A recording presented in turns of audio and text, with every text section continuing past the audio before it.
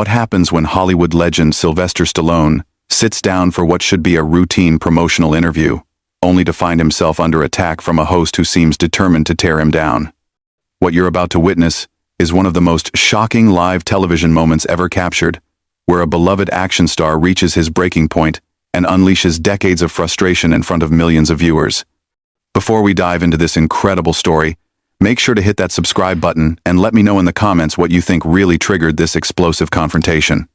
The morning started like any other at the View Studios in Manhattan. Sylvester Stallone had arrived early, his usual professional demeanor intact as he prepared for what his publicist had assured him would be a friendly chat about his latest project. The 70-something-year-old actor, still maintaining the physique that made him famous, sat in the green makeup chair as assistants buzzed around him, touching up his appearance for the cameras. "Mr. Stallone, we're so excited to have you on the show today," chirped one of the production assistants. "The ladies are really looking forward to talking with you about your new film and your incredible career." Stallone nodded politely, his gravelly voice barely audible as he responded, "Yeah, should be good. Always happy to talk about the work." But as the minutes ticked by and showtime approached, there was an energy in the air that felt different.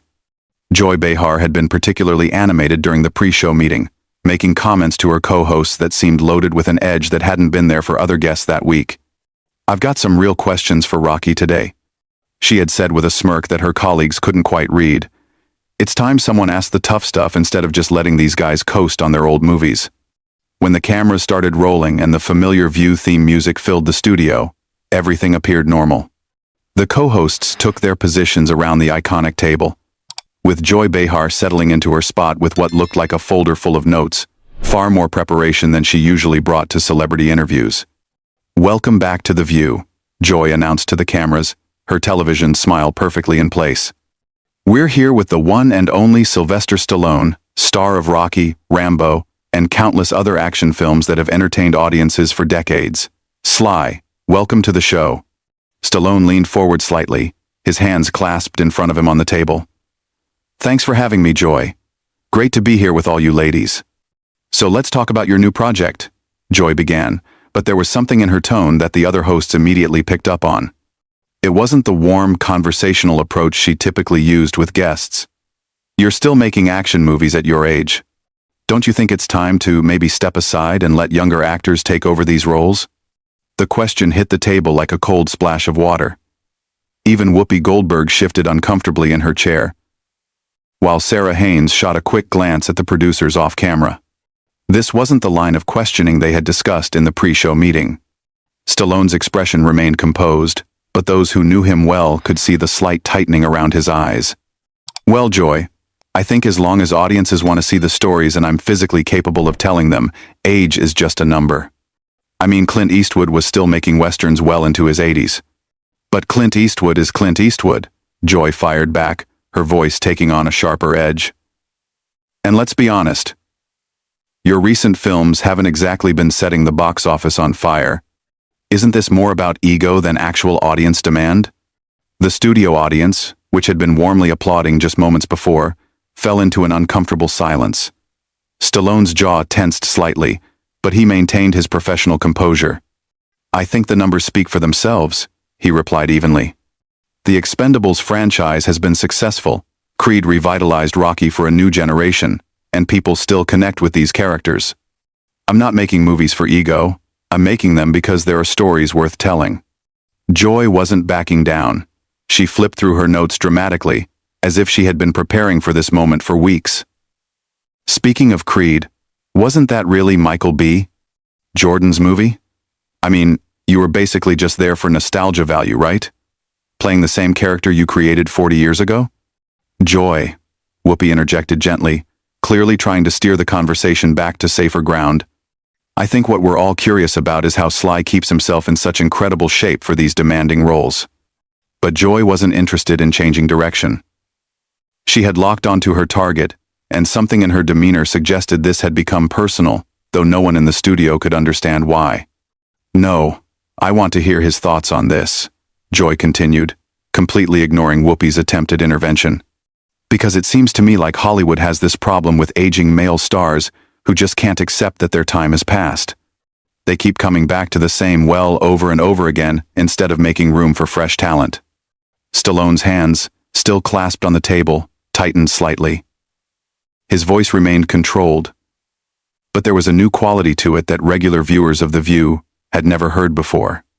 Joy, I'm not sure what you're getting at here, but I've spent 5 decades building characters that mean something to people. Rocky Balboa isn't just a movie character to a lot of folks. He's a symbol of perseverance and fighting against the odds. If that resonates with audiences, then I don't see why I should apologize for continuing to tell those stories. But isn't it really about the money? Joy pressed on, seemingly oblivious to the growing tension around the table. I mean, these franchises are cash cows, and you're just milking them for every dollar you can get, regardless of whether the stories are actually worth telling anymore. The other co-hosts were now exchanging worried glances. This was not the direction anyone had expected the interview to take, and the production staff behind the cameras were clearly scrambling to figure out how to handle what was rapidly becoming a hostile interrogation rather than a promotional interview. Stallone took a deep breath, his decades of media training kicking in as he tried to navigate what had become an increasingly uncomfortable situation. Look, Joy, I understand that everyone's entitled to their opinion about movies and careers and all of that. But I think you might be underestimating what these characters mean to people, and why they continue to connect with audiences across generations. Do they, though? Joy shot back immediately.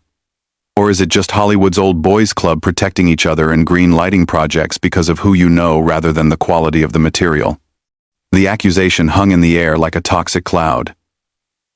Stallone's expression changed noticeably. For the first time since the interview began. The professional mask slipped just slightly, revealing a flash of something much deeper and more intense. Excuse me? Stallone's voice dropped to a lower register, the kind of tone that had made him famous for playing tough guys who didn't back down from a fight. What exactly are you implying, Joy? Joy seemed to sense she had struck a nerve, and instead of pulling back, she leaned forward with what could only be described as predatory satisfaction. I'm not implying anything, Sly.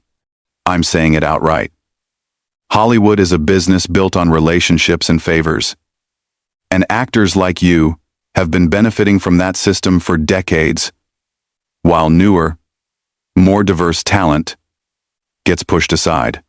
The other hosts were now visibly uncomfortable. Sarah Haynes was staring down at her notes, clearly wishing she could disappear, while Alyssa Farah Griffin kept glancing toward the producers with an expression that screamed for help. Even the usually unflappable Whoopi Goldberg looked like she wanted to crawl under the table.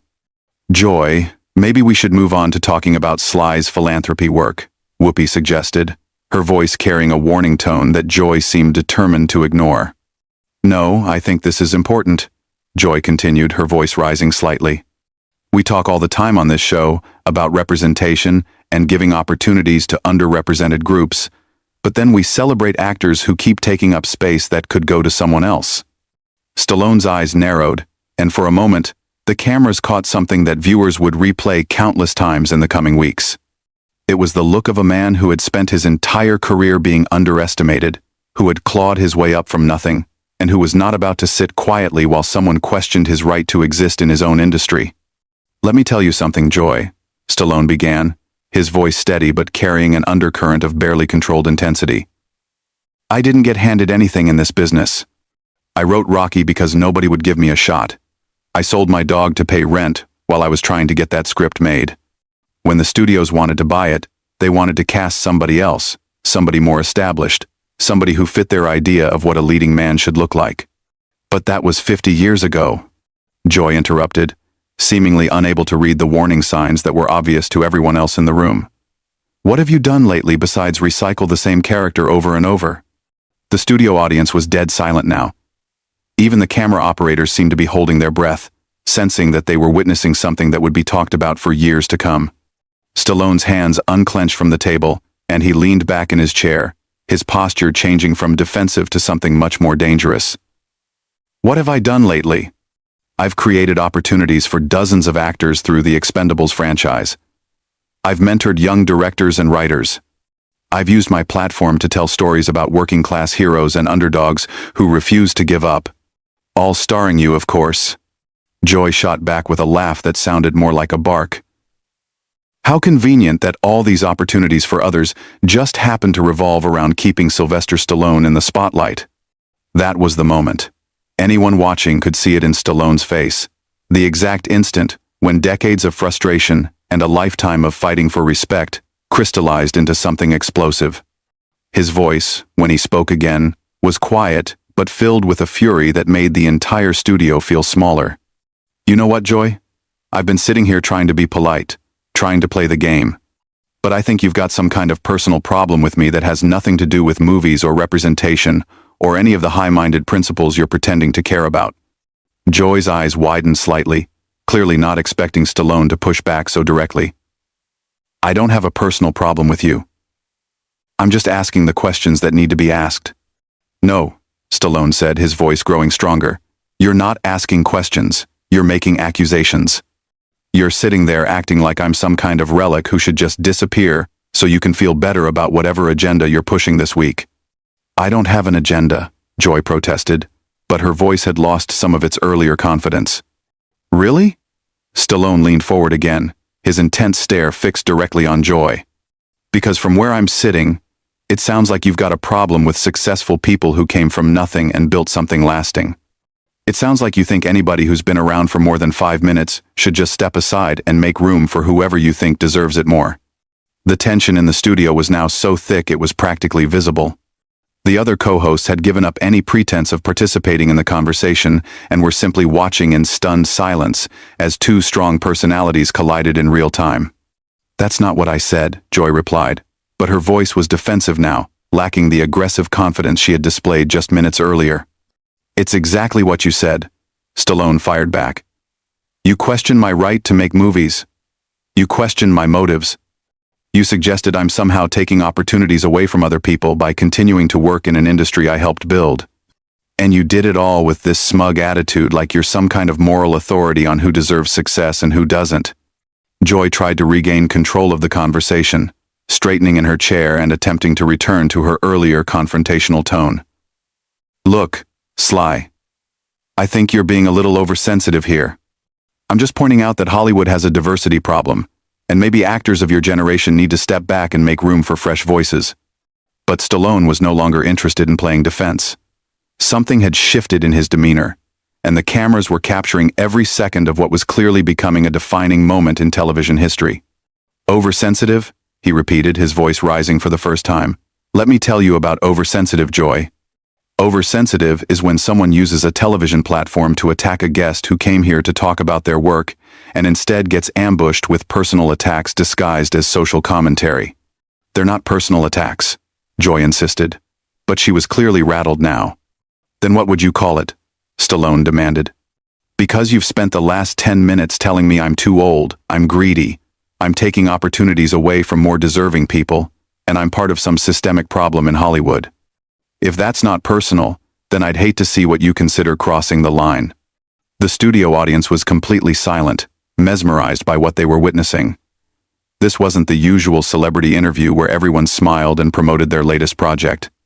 This was raw, unfiltered confrontation between two people who clearly had very different views of the world. Joy seemed to realize that she had pushed too far. But instead of backing down, she doubled down with an approach that would prove to be a massive miscalculation. Look, Sly, Joy said with a dismissive wave of her hand. Maybe this is just what happens when people get older and more sensitive. You can't handle a little criticism like you used to. Maybe that's another sign that it's time to step back. The words hit the studio like a lightning strike. The other co-hosts actually recoiled in their chairs, and even the camera operators seemed to take a step back. Joy had just crossed a line that everyone in the room knew would have consequences. Stallone went completely still for a moment, his face cycling through a range of emotions that decades of acting experience couldn't mask. When he finally spoke, his voice was deadly quiet. Did you just call me old and weak on national television? Joy, perhaps realizing she had gone too far but unable to find a graceful way out, attempted a laugh that came out hollow and forced. I'm just saying that maybe you're not taking constructive criticism as well as you used to. That was it. The dam burst. Stallone erupted from his chair with a speed that belied his years, his hands slamming down on the table with a sound that echoed through the studio like a gunshot. His voice, when it came, was the roar of someone who had finally reached his breaking point. Constructive criticism? Are you kidding me right now? You think what you've been doing for the last 15 minutes is constructive criticism? The studio audience gasped audibly. Several people in the front row actually jumped in their seats. The cameras kept rolling, capturing every second of what would become one of the most watched clips in television history. Joy, you want to talk about age and sensitivity? Let me tell you something about age. I'm 77 years old, and I've been in this business since before you knew what a television camera was. I've taken more real criticism, more real rejection, more real hits than you could imagine in your worst nightmares. Joy tried to interrupt, but Stallone wasn't having it. No, no, no. You had your 15 minutes to tear me down. Now you're going to sit there and listen while I tell you exactly what I think about your so-called journalism. The other hosts were frozen in place, uncertain whether to try to intervene or simply let this play out.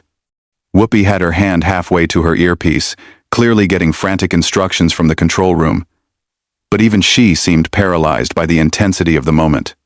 You want to know about taking opportunities away from people? Stallone continued, his voice building to a crescendo.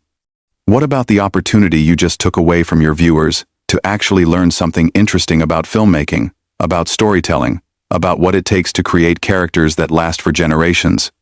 Instead, you turned this into some kind of personal attack disguised as social justice. Sly, I think you need to calm down, Joy said, but her voice was shaking now. Calm down? Stallone's laugh was bitter and sharp. You spend 20 minutes trying to humiliate me on live television, questioning my integrity, my work ethic, my right to exist in my own industry, and then you tell me to calm down? Who do you think you are? The studio was so quiet that the hum of the cameras was audible. Even the production staff behind the scenes had stopped moving, transfixed by what they were witnessing. I've been Rocky Balboa for 50 years, Stallone continued, his voice now carrying the full weight of his frustration. Do you know what that means? It means 50 years of people telling me I wasn't good enough, wasn't smart enough, wasn't the right type. 50 years of proving them wrong. And now you sit there, in your comfortable chair, with your comfortable job, and you think you can just dismiss all of that because it fits your narrative? Joy opened her mouth to respond, but Stallone held up a hand that stopped her cold. You want to talk about diversity and representation? Fine. Let's talk about it honestly. When I wrote Rocky, I was a struggling actor from Philadelphia who couldn't get arrested in this town. The studios wanted to buy my script and cast a big-name actor. I said no. I fought for 2 years to play the character I created, and they told me I was crazy, that I'd never work again if I didn't take their deal. His voice was building again, fueled by decades of stored emotion. But I believed in that character, and I believed that working-class people deserve to see themselves as heroes on screen. That's diversity, Joy. That's representation. Rocky Balboa wasn't some privileged pretty boy. He was a bum from South Philly who refused to stay down when life knocked him flat. But that was then. Joy managed to interject weakly. No, that's now. Stallone exploded. That's every day. You think because I've been successful I've forgotten where I came from? You think I don't understand what it's like to be counted out? To be told you don't belong? To have people like you sitting in judgment of whether you deserve the opportunities you've worked your entire life to earn? The cameras captured everything. The raw emotion, the genuine hurt beneath the anger, the sight of a Hollywood legend stripped of all pretense and fighting for his dignity in real time. And you know what the really sad part is, Joy? You had a chance today to have a real conversation about storytelling, about perseverance, about what it takes to create something that lasts. Instead, you chose to use your platform to tear someone down. That says a lot more about you than it does about me. Stallone straightened his jacket and looked directly into the camera, addressing the viewers at home. To everyone watching, I came here today to talk about work I'm passionate about, stories I believe in, and characters that have meant something to people for generations. Instead, I got ambushed by someone who seems to think that success is something to be ashamed of rather than celebrated. He turned back to Joy, his voice now cold and controlled. You want to know about making room for new talent? I've produced dozens of actors, directors, and writers who got their first big breaks working with me. I've used my influence to greenlight projects that studios wouldn't touch. I've spent my own money developing young talent because I believe in giving people chances. Joy sat in stunned silence, clearly realizing that she had completely misjudged both her target and her audience. But apparently, none of that matters to you, Stallone continued. What matters is that you get to play the role of the righteous crusader, tearing down the establishment, even if that establishment is just a guy who came from nothing and worked his tail off to build something meaningful. He stood up and removed his microphone with deliberate precision. I'm done here. This isn't journalism, it's ambush television, and I don't have to sit here and take it. As Stallone walked off the set, the studio remained in shocked silence. The cameras continued rolling, capturing Joy's stunned expression and the obvious discomfort of the other hosts. What had started as a routine promotional interview had become something much bigger, a moment that would be analyzed and debated for years to come. And for those few explosive minutes, viewers had witnessed something rarely seen on television, the complete and total dismantling of a host by a guest who had finally had enough. If you enjoyed this incredible story of what happens when politeness meets its breaking point, make sure you hit that subscribe button and let me know in the comments. Do you think Joy Behar crossed the line? Or was Stallone overreacting to legitimate questions?